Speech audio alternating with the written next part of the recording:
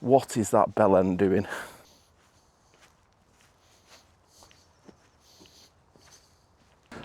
I'm back in Turkey, although when you see this I will be back in the UK. Trying to find a bit of a hike, planned a bit of something on commute.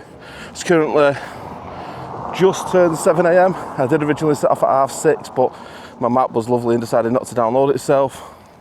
So you can see the background, there is some hills and some mountains in the background. I'm heading off in that direction. I'm not going to make it right up into the mountains, I don't think, but there is some slightly smaller hills with a bit of rural Turkey on the way.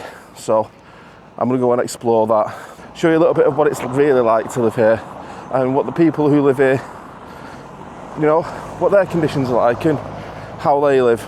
It's something that when I came last year I had a look at, and it fascinated me how basic and simple it is.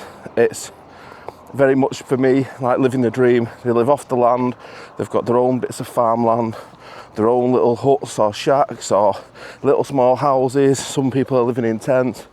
Sounds brilliant to me. You've got the lovely weather to go with it, and I get none of us want to be staying in a tent in 40-50 degree weather, but if you're used to the weather, you're used to the weather. But that simple outlook of life just sounds amazing to me. So what I'll do is, because I am very much in an industrial area sort of thing here at the moment, it's where the hotels are. So I'll get a little bit further up where there's something to show you, and I'll bring you back. So not the biggest of hikes, about 4 miles I think. I think if you look in the background you get to just about still see the hotel that I've come from. I'll sort of get into a bit more of that in a bit, but don't go there. It's not been the best of holidays. The hotel is a bit of a rip-off, if I'm honest. Yeah, in fact I won't go into it for a bit, I'll just tell you about it now while I'm walking. So it's an all-inclusive hotel, because we still do that with the youngest, because it's easier for her for drinks and stuff. We've been to a lot of 3 stars, been to a lot of 5 stars, stuff like that. You always get quite a lot of extras included. So we get to see her. They've got very limited drinks, no cocktails included. In fact, it's €10 for a cocktail, which is just shy of £10. They've got stalls everywhere selling junk for kids, so they're going to hive you for it. We got asked 18 times in 4 hours if they ever wanted a cocktail.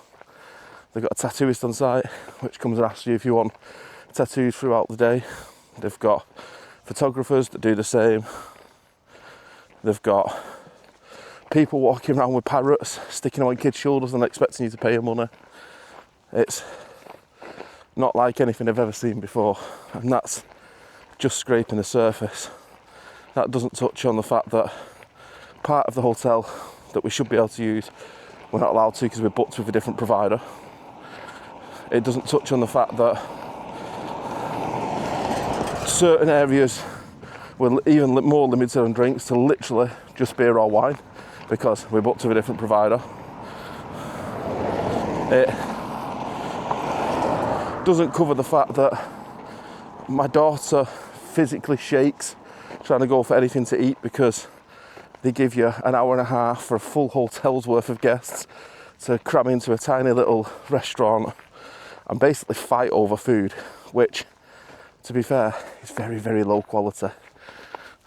The food, as I've just touched on that, is, well, if you like turkey in a variety of different stew-like sauces and 12 different types of eggs in the morning, you'd be sound here. If you want some variety in your diet and you want something nice or you want some fruit, then you've got no chance. But I'm rambling now anyway. I'll show you a little bit of what I can see, talk about what's in the area. We'll go from there. So, as you can see, it's slightly more rural now. It's all farmland around here, lots of fruit trees. I just walked past a patch a minute ago that was all orange trees, stuff like that. Don't know what these are because they're all fresh. But yeah, there's loads of big polytunnels knocking about as well, where people have got a variety of legal, and if he was in the UK, not very legal substances being grown. I've got literally poppies growing in the field next to me, so you can imagine what's being produced in some of them. But for me, when I go abroad, this is the sort of things I want to see. I don't want to be over there in the big hotel or in the big Blackpool town centres. I want to see what it's really like. I want to see all these tomatoes being grown in a polytunnel. I want to see whatever's being grown in these polytunnels here. I want to see the small houses that people live in. I want to see people working and living their real lives, because that's what the world's really like. And it always fascinates me, as being somebody who lives in a major city in the UK, we're living in Manchester, and I see tourists, I always in my head think, why would you come here? Why? And I always wonder, you've got these people that are places like this and they're working, and they see idiots like me walking around at 7 o'clock in the morning with my camera. If they're like, what is that bell end doing? Or if they even think, why are you coming here? You know, blows my mind. But it does intrigue me. And like I said, I often wonder, do they feel the same?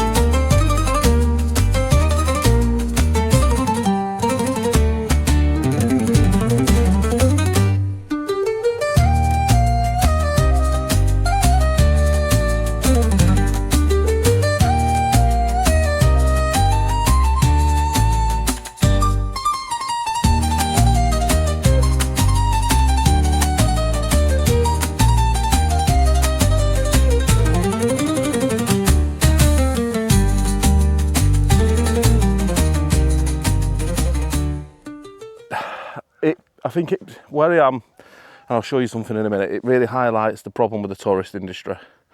So, as a lot of people know, Turkey very much depends on tourism. We bring millions, if not billions of pounds a year into the country. So, they've got such lovely areas like this. You know, they could market this out to campers and stuff like that. I'm pretty sure there's no wild camping laws there. And it's spectacular. But because the hotel industry is so rife, because they don't really have a great deal of places to dump rubbish, you get this. Now, I've been trying not to film for the best part of a mile, because I've just been following that up the road. But I think it was sort of an important thing to highlight, and it's us as tourists that cause that, because we demand more and more and more. And we want more and more hotels and more places to stay, and we bring so much money into the countries that depending on tourism is a good way to get about. But then the poor people that live here are destroying the absolute astounding beauty that there is in places like this, because there isn't anywhere to put all that rubble. There's nowhere to put all that stuff that from old hotels and overflow materials from building them. There's nowhere that can go. So it ends up at the sides of roads, places like this. And don't get me wrong, a lot of the rubble will probably be reused for aggregate and stuff, for foundations for hotels. But at the same scale, there's lots of wood and plastics and stuff that are also dumped. And the chances of them being reused is slim to none. And it's quite sad, you know, I was quite looking forward to coming up here. I'd seen that there was this forest just up from the hotel, and I thought, it's going to make a nice break. Like I said, it's not been the best of trips away, and I always like to sort of get out and do a little bit more. And one thing you always like to do is try and get hiking on holiday. And don't get me wrong, like, oh, that's gone now, and this is, you know, you wouldn't believe I was in Turkey. It's absolutely beautiful, but at the same scale, it's crazy to think that all that up there is ruined by just dumping stuff. And even here, I've got bits there, but there's just not as much. But this is absolutely phenomenal. If anybody does ever decide to come to where I'm currently in, a little town, I can't pronounce its name, I will share it there. It's just on the outskirts of Alanya. If you do decide to stay up here, yeah, coming up here is definitely worth it. It's lovely. I'd love to have had a tent with me or a hammock and sort of be in and amongst all that for a night, but alas, I don't have that luxury with me. And I think Steph would probably kill me. She's already not overly happy that once again I'm going on a wander into the middle of nowhere on my own in a country that I don't know overly well, that we don't know how safe I am here because I am very, very rural, walking around with probably £1,000 worth of camera equipment on me. You know, she's not really happy about that, but I want to get out, I want to enjoy it, and I want to share it with you guys. You know, if I'm going to come and experience this, why wouldn't I share it? You know, there's probably not many people that don't live locally that ever tread this path, and I've always said I want to experience as much of the world as I can. And if there's other people like that, you might not ever come here, but you can experience it on video. So that's the beauty of it, isn't it?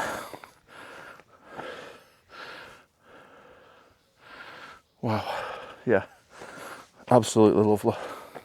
I'm hoping when I get up near the top, a view might open up, but we'll see. I'm happy enough in the trees at the minute, so if that doesn't, it doesn't, but it's probably the most I've smiled since I've been here, so that's phenomenal. Really, really good. And yeah, it's gorgeous. Like, even how much sunlight you're going to get, but sun's over here, and for me, see it just poking out through the trees, because when I set off, the sun was only just about starting to rise.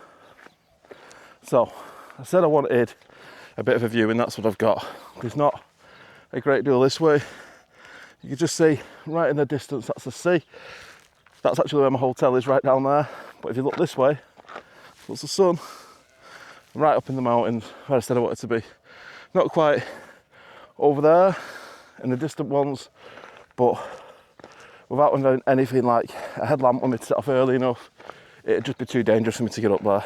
The temperatures are raising to mid to late 20s in a minute, and it's already 2 miles to get to where I am. Probably like another 2 or 3 miles to get up there.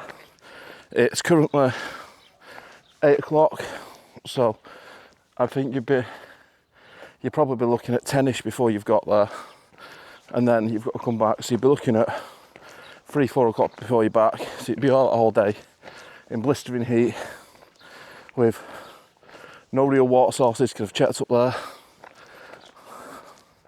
and it's how much water you're willing to take.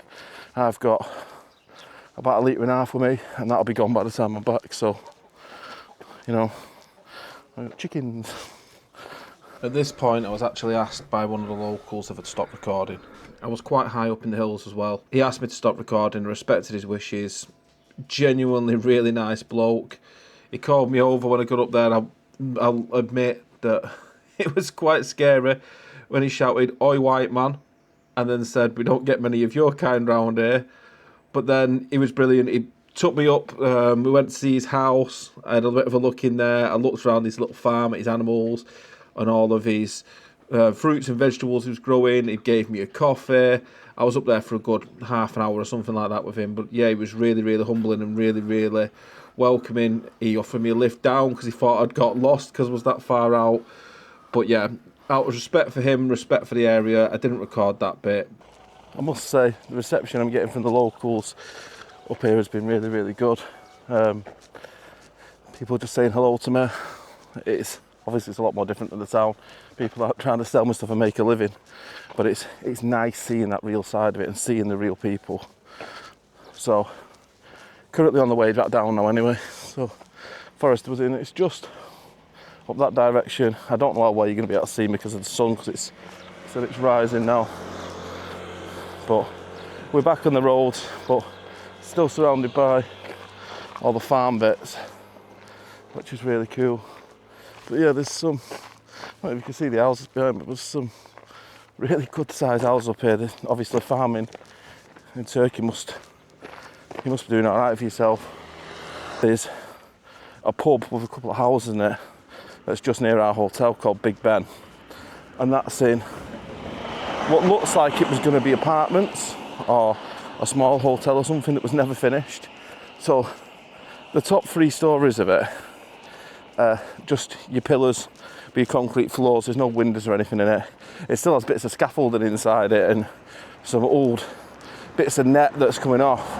But then Big Ben have just put their name on the top floor, the sign, and they've moved into the ground floor, which is all finished. And like I said, the first floor, that's got a couple of little houses in it, I presume probably the people who own the shop. And above that, it is just derelict. But it's really fascinating to see that they've just gone, well, this bit's finished, let's just move into it. Whereas in the UK, we're like, oh, that's unsafe to live in, you can't live in that. We'll just leave it forever, or we'll demolish it, and it's a complete waste of money. It just gets left to rot. And when we've got so many homeless people and so many people struggling for affordable housing, and we've got houses with nobody in it, it's just madness. And I just think this simple way of life, something that could be adopted a lot more. So I can actually show you where I've walked so far, pretty much. So I've come from way down there off camera, you can't see that bit. I've come up through all this industrial bit, filmed a bit of that. Up, there's the forest that's going in. The big hotel-like building there, I went just past that, that's actually some waterworks there, like a water cleaning plant. Up through the forest here, round near where that dome is, right the way round, over to this direction over here, back on myself, and now I'm curving around this road. And now I've got about 1.5 miles down here. I'm gonna go via a mosque on the way. I'll get you some nice little bits of cinematic footage of that. Obviously I won't be going inside out of a mark of respect, because that's somebody's holy place. I've always said that it's not always about your distance, it's not always about what you see, it's just about getting out there and doing it. If you can plan something that's got some good views, then that's always a bonus. If you can get some off-road paths, if that's your thing like mine, that's always a bonus. But if you can't, you make do.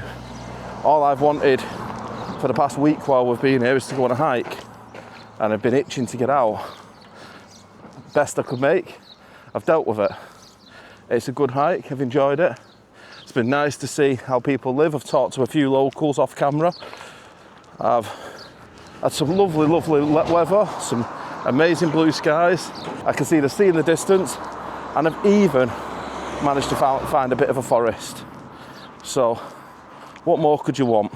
I always try and make sure that when I'm filming, I strive to make sure that I've got at least one point of interest, just something that I want to see. Generally set that as my main point and then plan the route round that.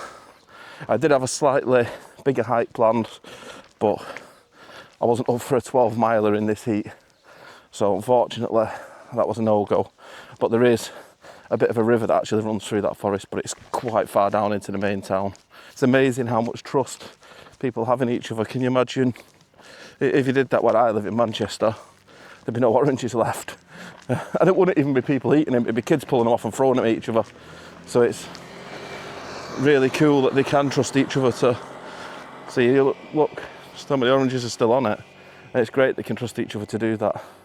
And I get that, you know, there's probably some very strict laws around taking them and stuff, but people in our country don't care about that, do they? They do it anyway. It's a simpler form of life and a better form of life. It's too much hustle and bustle and stress in the way that we live, and a lot of us, especially that watch channels like mine, obviously we all like to get out, we like to experience nature and see all this sort of stuff. We strive to have a life that's this simple, and the world could just learn a lot. And we have so much chaos and so many jobs and so many silly things that we do that are completely unnecessary, that create stress, that take away from our lives, and yeah, we could learn more from it. There wasn't a great deal in the mosque I could show. I actually walked past it twice trying to find where it was. I will share a couple of short little videos that I found of it, but it's quite tucked away. And like I said, I don't really want to impede. That's somebody's place to worship and that's somebody else's culture, and I leave it at that. I don't mind getting the pictures, but it's not worth impeding on somebody's life just so I can get a couple of pictures and a little bit of video. So it's been nice, it's been a good hike, it's been good to get out. And if you get anything from this, please drop me a comment, give me a like, and consider subscribing if you're not already. So thank you again, in a bit, see you.